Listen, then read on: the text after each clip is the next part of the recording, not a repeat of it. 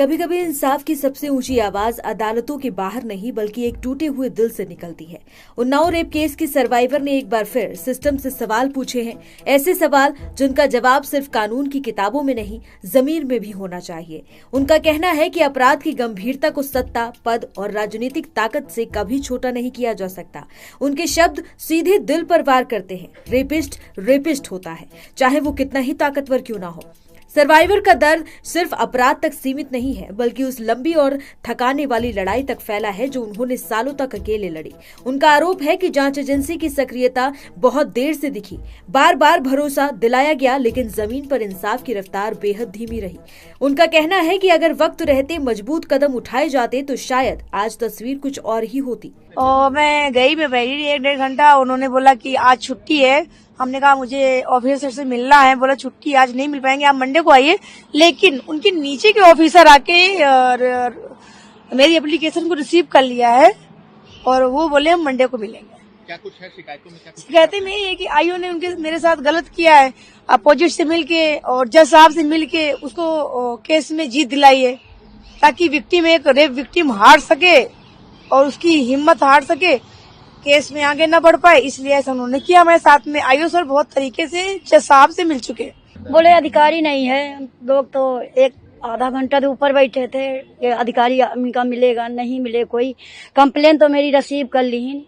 अब अधिकारी बोले मंडे को मिलेगा। देखो कब इनका अधिकारी मिलता है भाई। और सुप्रीम कोर्ट जाने को मेरे वकील साहब तैयार हैं। हम सुप्रीम कोर्ट पर भरोसा है। सीबीआई पहुंच गई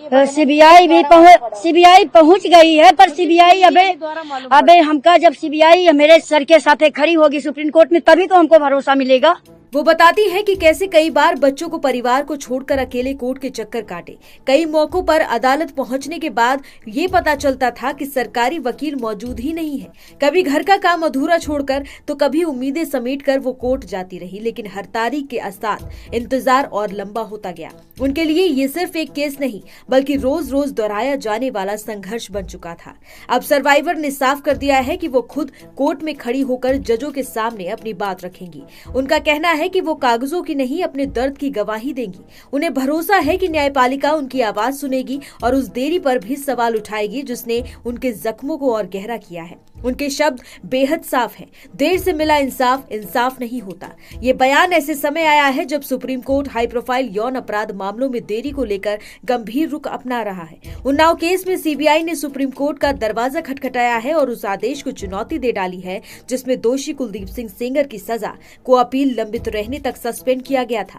सेंगर पहले ही रेप केस में उम्र कैद की सजा काट रहा है और पीड़िता के पिता की हत्या से जुड़े एक अन्य मामले में भी जेल में है। ऑफिस अपने बुला रही है सीबीआई। जब हमको वहाँ मिलेगी तभी तो हम उन पर भरोसा करेंगे। ऐसे कैसे भरोसा कर सकते हैं? वो ही हमको मिले, मेरे साथ खड़ी रहे, तब हम जाने। सीबीआई का आईओ मिल चुका। हम तो सीबीआई के ऊपर इल्जाम नहीं लगाया, न सीबीआई के सारे कोर्ट के ऊपर इल्जाम लगाया।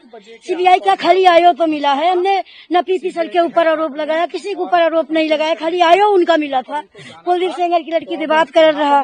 हमने एक दिन पूछा कोर्ट में कि मानो मतलब पीड़िता को जानते हो? तो बोला हम क्या जाने। और भारी कोर्ट में, हाई कोर्ट में खड़ी है, तब भी उनने यही बात बोला था। बोला हम पीड़िता नहीं जानते। तो हम कहा आप नहीं जानते हो। पूरी बहस में हम बराबर जावा किन, पर ऐसा जज साहब अडर की ही नहीं है। वो अडर थे पूरा देश। वही उन्नाव विक्टिम है कि उसके साथ पहले रेप होता, फिर उसके बाप का मार दिया जाता, फिर उसके पिता को जानते मार दिया जाता, फिर जेल के अंदर किया जाता, फिर सुई उनके आंख में भुका दी जाती है। अब फिर वो 12 बजे रात के खत्म हो ही रहे हैं तो यही पुलिस वाले जाते हैं सरकारी अस्पताल के, कहते हैं कि मानो मतलब वो खत्म नहीं हुए, साइन कराने आते हैं। मेरे देवर का फोन जाता है दिल्ली पहुंचे अस्पताल, वो खत्म हो चुके। सीबीआई से अगर मेरे वकील के साथ आज खड़े होते तो ये दिन देखना ही नहीं पड़ता सीबीआई को।